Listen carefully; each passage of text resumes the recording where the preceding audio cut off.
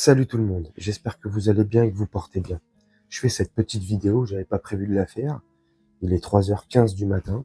Oui, je suis insomniaque, je trouve pas le sommeil. Bref, je l'avais pas prévu. Et quand j'ai vu cet extrait, je me suis dit, oh là là, mon Dieu, mais dans quelle société on vit? Est-ce que on est toujours en France?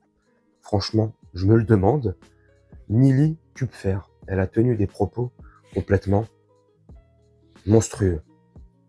Imaginez ne serait-ce qu'un seul instant si les propos tenus dans l'extrait que je vais vous montrer étaient tenus par une personne qui se revendique catholique. Ça aurait été un scandale, ça aurait fait un tollé. La personne limite aurait dû s'excuser ou finir en prison. Imaginez encore pire si cette personne était musulmane et que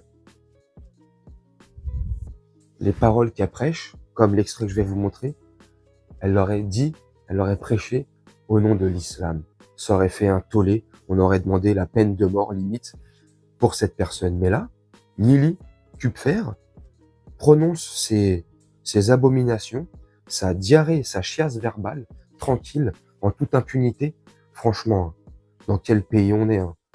Je me le demande, dites-moi en commentaire. Bref, je vous mets l'extrait, on se retrouve juste après.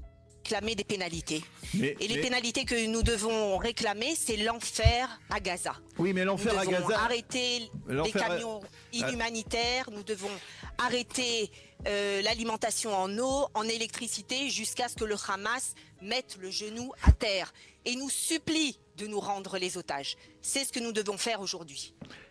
Et qu'il écoutera la voix de celui qu'il considère aussi comme son maître, Zev Jabotinsky, qui disait que le peuple juif doit apprendre à être fier, noble et cruel. Et nous n'avons jamais appris à être cruel, ça a toujours été contre nous. Aujourd'hui, il est temps de devenir cruel.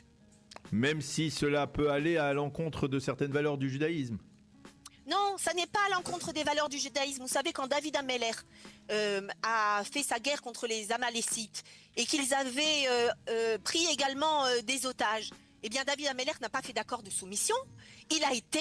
Comme vous l'avez entendu, c'est abject, c'est abominable, c'est monstrueux.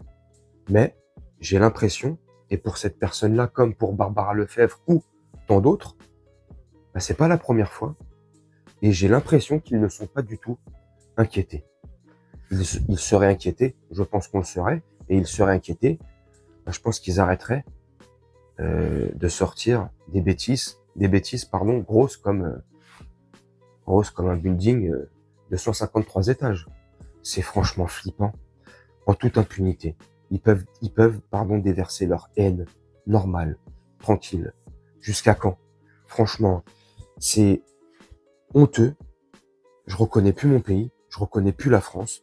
J'ai l'impression que notre pays, la France, que le pays qu'on aime tant, j'ai l'impression qu'il est sous occupation.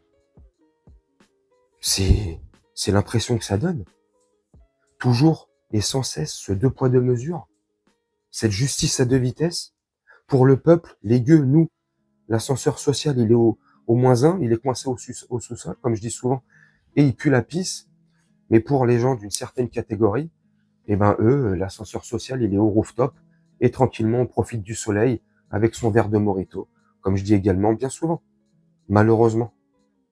Franchement, je trouve ça scandaleux. Bref, dites-moi en commentaire ce que vous en pensez. Moi, je vais vous laisser là-dessus. C'était histoire de réagir à cette vidéo que je trouve infamante, dégueulasse, abjecte, monstrueuse. J'espère qu'un jour on retrouvera un peu de fierté, qu'on retrouvera notre pays et qu'on se laissera plus faire comme ça. Qu'on retrouvera notre souveraineté. Enfin bref. Moi, je vais vous laisser là-dessus, faire un petit montage tranquillement, et puis on se retrouve bientôt pour une prochaine vidéo. Je vous souhaite une très bonne journée, une très bonne soirée, ou une très bonne nuit. Ciao.